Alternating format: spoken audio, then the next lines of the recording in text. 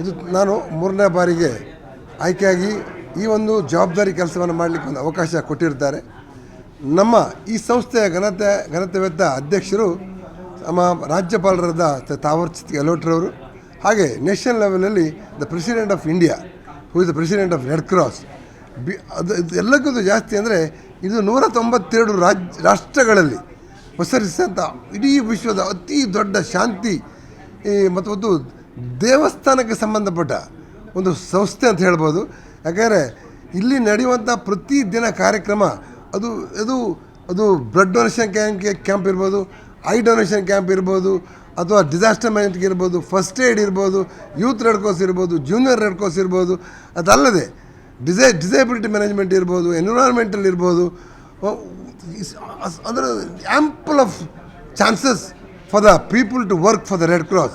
ಯಾಕಂದರೆ ಇದು ಒಂದು ಪ್ರಪಂಚದಲ್ಲಿ 4 ಬಾರಿ ನೋಬೆಲ್ ಪ್ರಶಸ್ತಿ ಪಡೆದಂಥ ಒಂದು ಏಕೈಕ ಸಂಸ್ಥೆ ಅಂದರೆ ಭಾರತೀಯ ರೆಡ್ ಕ್ರಾಸ್ ಸಂಸ್ಥೆ.